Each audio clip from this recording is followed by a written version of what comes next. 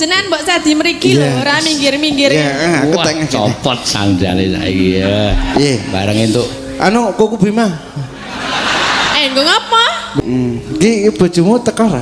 Ora ono. Ngapa ndak goleki bojomu? Lah bojomu ndi? Nek kok ke bojomu melu ora? Ya melu karo ora melu rak ya urusanku toh.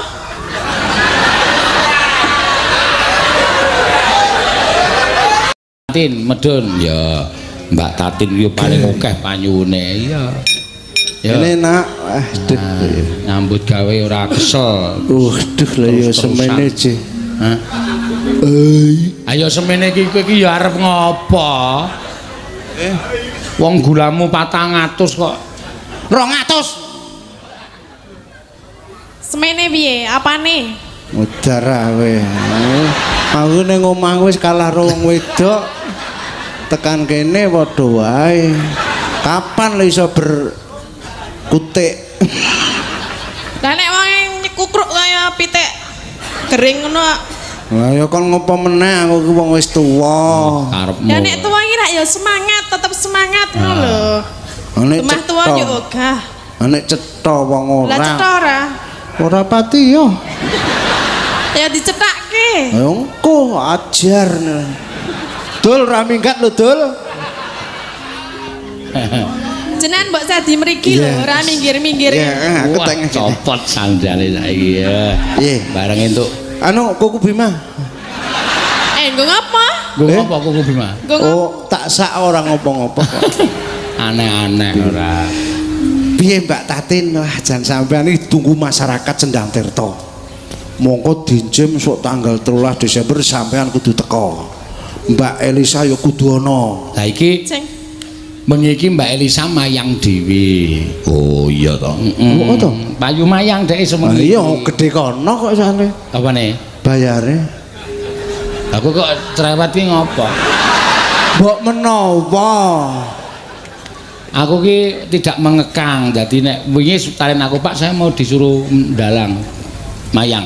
Oh. Nek ora talen aku rawani dhek enggak mau mayang. Kowe ki itu anu pondasi kamu lebih berkembang lagi mayang kok. Dhek dasare dalang to. Kowe ora tak kekukung dadi sindenku ora. Nek kowe iso berkembanglah, berdiri sendiri. Tatin barang ki nek iso berkembang. Ha ning semono kok arep berkembang meneh. Tegese usahane lho. Heeh, usaha. Gawe manggleng no. Ben apa? Manggleng. Kuwi tan kono kuwi produksi manggleng. Oh, omongane zaman saiki kok manggleng. Usaha Mas. Hamburger napa apa wong milenial kok manggleng. Hamburger kok mangane wong luar negeri ngono kuwi.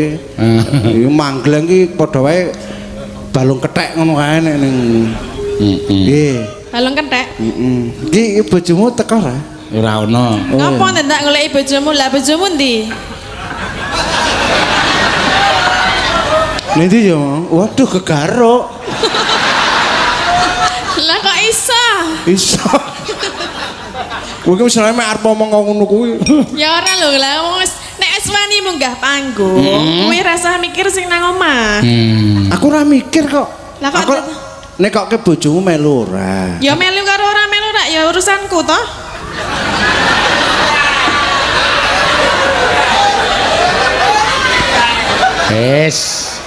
Ngeluntrung. Lah piye lho?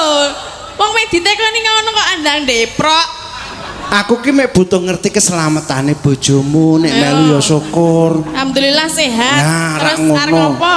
Nek ora ana bojoku arep ngopo? Ora ngopo-ngopo. Ya ora wani kok ya. Minta kontrak. Minta kontrak. Emoh. Ya arep ngopo? Ora ngopo-ngopo mek tekon. Ya saiki wis jejer iki. Ya wis, sip. Terus arep ngopo? Lompo ke manut kae. Iki lho. Kon ngopo? Kula nyuwun Sekar Sinom Parijoto dipun sarengi fragmen ketoprak. Suminten edan. Kowe dadi gentro. Gentro. Gentro apa gentro? Gentro. Oh gentro. Heeh, terus anu Tatin. Tatin dadi apa? Lho cempluk neng dalan dicegat. Bluk. Wah, kae. Piye? Untune dipasang sik gentro kok ompong. Oh mau lho, nang kono ana. Nyilih gampang mungkin. Nang mburi mau ana untu ondo. Ning ndi? Nggonen. Ning endi? Mburi. Engko Malang. Mbok rasa wae melaisi kok. Arep diganti untuk apa itu? Ondo. Untu ku nek ompong tengah ngene iki. Wah, ngangeni tak omongi. Pongah jali. Mas. Geli-geli piye ngono lho. Ya nek kuwi kurang ombo. Ayo manut wis rasakan seru-seru. Ayo. Ya siap ya. Ya iki gendol saka kono. Saka Ayo elok men ki dalan. Kono kae, saka mburi kono kae. kulon desa. Heeh. Ayo dikethakku wong. Tekan kene tenan sok meku goro-goro. Iya. Ayo cepet to sih. Iya. Tuduk tuduk tuduk tuduk. Nganggo pincang ora iki? Gendho kok pincang.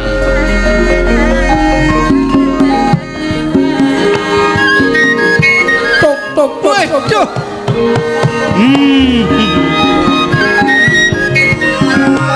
Torok tok tok torok. Torok torok. Kowe yo cempluk. Iya ta. Lah piye? Mek to. Ora apa-apa. Lah ya gen. Wong saya elek nek kowe. Lah piye aku nyebute sapa ngewuke lho. Gentho kuwi nek karo cempluk. Iki ki adine cempluk. Terus aku ngundange piye? Oh ya to ngono Dik. Iya. Yo cempluk. Iya ta. Aduh yo. Kok kowe tekan kene to ta? Diundang yo. Aku mergo mider-mider goleki kowe mbrono mrene ketemu kowe ning dalan kene yu. Ora kok bahasamu mbrono mrene iki bahasa ngendi to? Bahasane nggone gentho. Lah kudune rono karo rene ora mbrono mrene. Brobot. Robot. Yo, aku merono mrene goleki kowe. Saiki ketemu ning dalan. Aku bakal nglairake isen-isen ning atiku yo cempluk. Toh? Nek omongan mbok madhep aku. Aku nang kene ora nang isor. Kok matane ngematke ngisor? Ngene yo, pluk. Ya, gentane picak. Ah iya. Aku ki wis suwe. Kepengin tok ladeni yu. Apa? Lho kok kaget. Lah ya kowe pengen apa? Aku kepengin ngepek bojo kowe. Kowe iki mikir ora to to? Pikir. Aku siapamu? Lho kok takon kowe iki cempluk. Aku takon, aku ki apamu? Kowe Mbak Yuku senajan to mung Mbak Yu nak sanak. Lah ya rek nak sanak karek aku Mbak Yumu to. Apa ya oleh nek jenenge kaya ngono ki kok arep oleh. Sapa sing olehke? Aku. Lah ya aku mah. Kowe rak wadon. Aku lanang. Terus? Cocok. Piye? Lah nek aku ora tresno? Dipaksa. Ya mah, maksai lara e. Yo, mindik-mindik weh rasa dipaksa. Mbok kowe iki yo sadar. Aku ki sapa ngono lho. Kowe iki anake Pak D. Anake Pak D Nggolo. Nek aku anake bangsat, yo adimu. Iya, kowe pancen Mula sak trepen aku kudu tok ladeni. ora sudi. Nah, Aku ora tresno karo kowe kok.